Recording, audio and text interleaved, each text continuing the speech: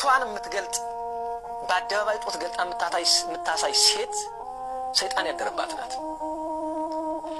ነፍሰ ጡር ነኝ ብላ ሆዷ እንደዚህ ገፍጥ ጣፎቶ የምትነሳ ሴት ሰይጣን ያደረባት ናት።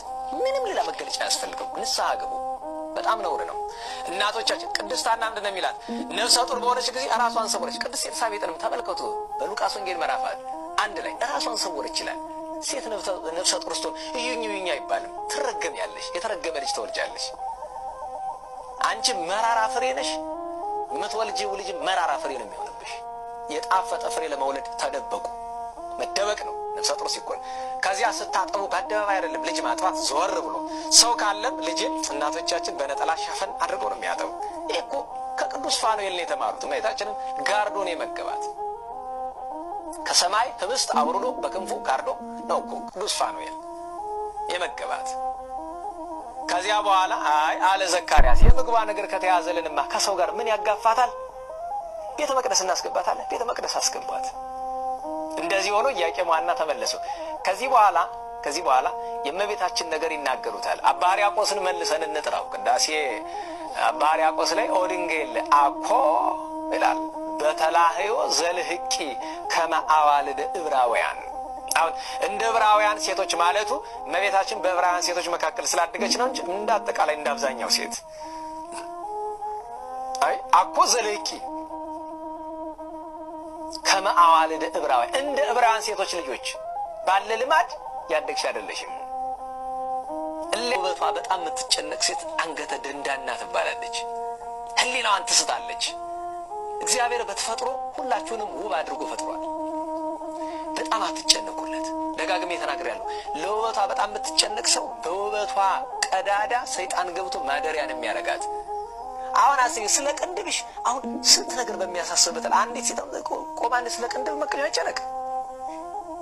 ደግሞ የሚገርመው ነገር የቅንድባችሁ ባሪያ እኮ ናችሁ። አንዳንዶቻችሁ ትሄዱና ቅንድባችሁን ታስነኩታላችሁ። ከዚያ በኋላ ዘላለም የቅንድብሽ ባሪያ ነች። ለምን? ከተነካ ያድጋል።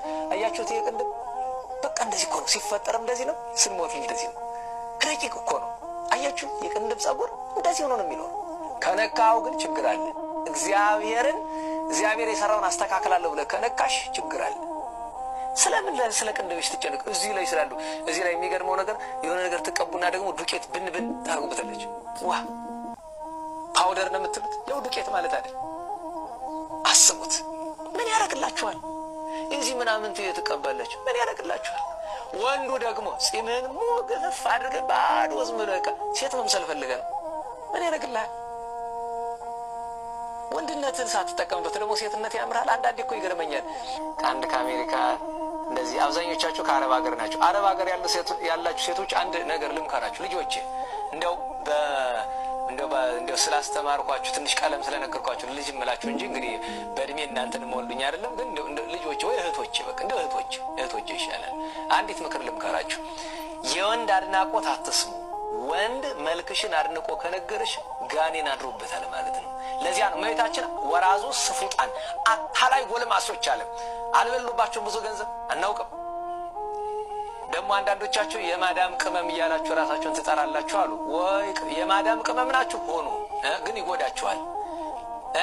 የአንዲት እምነት የሌላት የአንዲት ማዳም የምትባል ሴት፣ እግዚአብሔርን የማታመልክ ሴት ቅመም መሆን አማራችሁ? እሱ ነው የሚሻል? የማዳም ቅመም መሆን ነው የሚሻል? ይቅርባችሁ። የእግዚአብሔር ቅመሞች ብትሆኑ ይሻልም ነበር። የቤተክርስቲያን ቅመሞች እነቅፍባችኋለሁ። የመዳም ቅመም ብላችሁ ራሳችሁን አትጥሩ። አንዲት እምነት የሌላት ሴት ቀንጥሏችሁ በባርነት ገብታችሁ እንደገና ደግሞ የእሷ ቅመም